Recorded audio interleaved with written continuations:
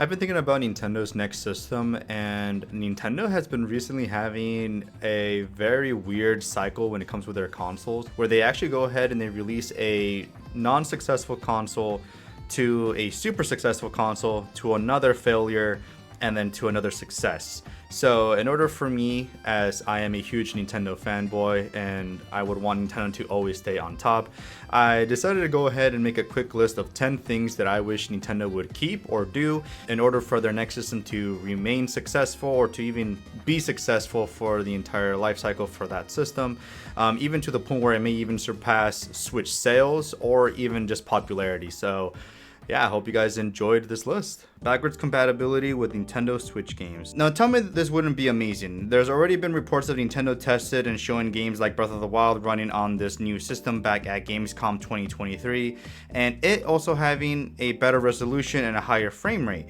Now, I'm not expecting every game to get an enhancement, but even just being able to play the amazing and massive library that the Switch has, it would be incredible. Like I mentioned, I'm not expecting every game to get a significant boost in performance, but I would love to see it done in the same way how Xbox does it for some of their games to get an FPS boost.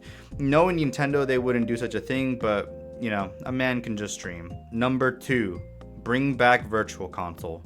Now this one, some of y'all may agree with me, but some of y'all may also disagree with me, and that's fine.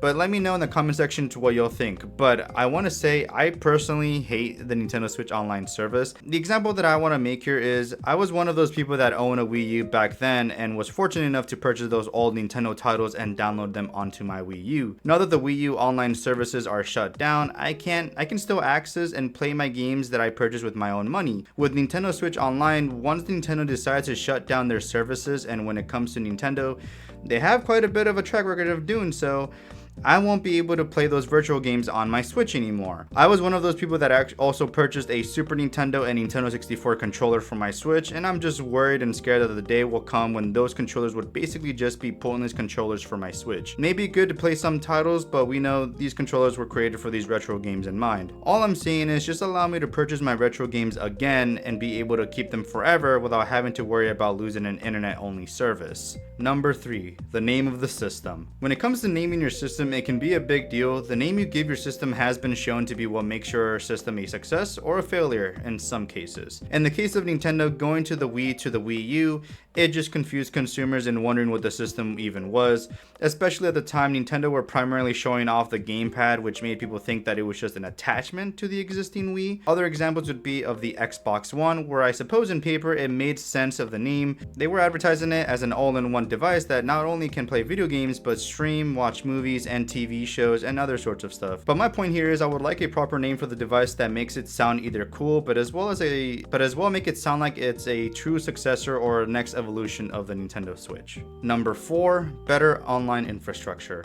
I would love Nintendo to go ahead and remove friend codes and just go for a more traditional adding friends system. I would also love to be able to message my friends on the same device to see if maybe they would like to play games or chat.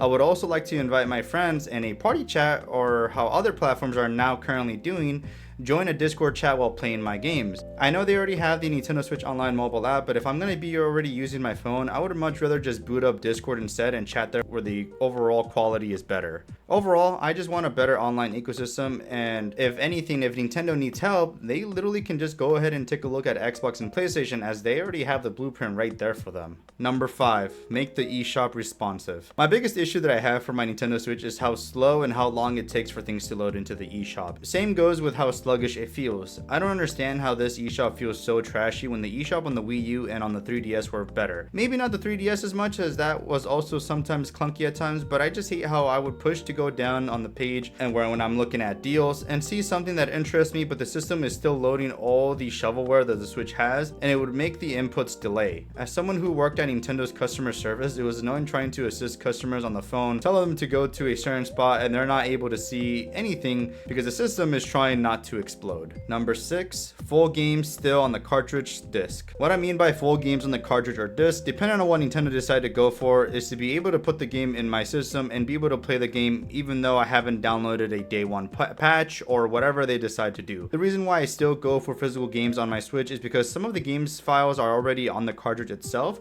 and so because of that, it actually saves memory on my micro SD card. I hate now how the PS5 and the Xbox Series discs are only a key for you to be able to install the game onto your system. You still have to install whatever the digital version of the game's memory is, and it just takes more space from your memory. It's just dumb, and that also makes you have to wait potentially hours depending on your internet connection for you to install the full game. I can just pop in the cartridge into my Switch and just play it quickly, and if I'm on commute or if I'm heading somewhere where I don't have internet, it's just something that I really hope Nintendo decides to keep, as I'm a collector of physical media, but due to how the other consoles do it now, I don't even get physical games for them anymore, I just download them. But how the Switch does it makes it very convenient, but who knows, knowing Nintendo and knowing how a lot of game companies are now wanting to push away physical media, I wouldn't be surprised if they decide to do it how Xbox and PlayStation is doing it now. This is just something that, again, I hope they keep. Number 7. Keep Nintendo account IDs and not make something new. So Nintendo account IDs are what you would use to log in to be able to access the eShop, re-download your previous purchases, and play with your friends online. It's pretty much your identifier to Nintendo. What I mean by not making something new is changing it where we have to create a whole new account for us to do the same thing I just stated on the new system. You see, coming from the Wii U and Nintendo 3DS, back then we would use the Nintendo Network ID or NNID in order to be able to access the eShop and even play with our friends online. That was the online network we would be using back then, but then the Nintendo Switch released and they made a brand new one now called the Nintendo Account ID or NAID, which basically meant having to do a whole transfer and stuff to that new service. It wasn't a big deal. Thankfully, Nintendo did make it pretty smooth to transfer stuff over, but just keep the NNIDs as if the system were to have backwards compatibility, it can hopefully see the games that I have downloaded and have me be able to install them easier into the new system. But I just believe it would just make that easier and convenient, as I remember having to inquire some of our phone agents back when I did work for Nintendo to recontact the individual who called in for help to verify the info they provided was for an NNID or an NAID. But also just as a normal customer, it would also just be annoying having to just transfer everything again. Number 8, past services returning. I've gushed in the past so much about the Miiverse in past videos, so I won't go super in depth about it here, but I would love to see that return, as there's many amazing and funny posts, stories, and just interactions people had talking about a specific game they really enjoyed. I remember having a discussion with people about theories on some games and just sharing favorite moments. Miiverse is just so highly underrated and deserves to come back. I would also love to see Street Pass and Spot Pass from the 3DS return, and give me a Street Pass Meat Plaza so I can solve puzzles again,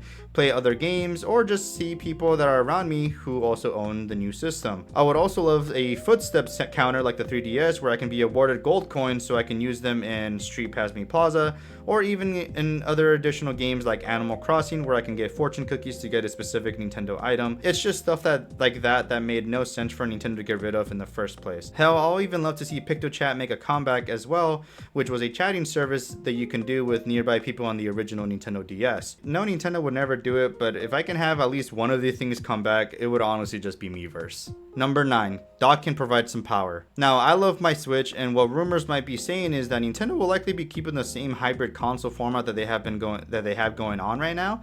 And if that's the case, I would want the dock to be able to give it an extra boost of power where it would make not just the resolution better, but also performance. For example, I wouldn't mind some games being able to run a full smooth 60 FPS at 1080p or 4K while docked, but in handheld mode, depending on the game, I also wouldn't mind those running at 720p 30 FPS. Again, it all depends on the game and really just how powerful this new hardware would be, but I would love to see a performance boost to be provided if the system is docked, not just the resolution increase. I think that would also help with the longevity of the system, and even potentially can make some devs be like, hey, we will bring our games to the system, but only if it's in dock mode. In case of that said game can say that it's dock mode only or something like that. And the way how I think about this, I kind of think of it as the Xbox Series S to the Xbox Series X, where you can make both games run or using both systems, the same games, but you get that bigger game boost reduce frame rates and stuff on the Xbox Series X compared to the Xbox Series S. I'm also just thinking about options here, as I actually do know some people who primarily play in dock mode who would much rather prefer this for sure. But there's also a lot more people that also do play in handheld, so I can understand both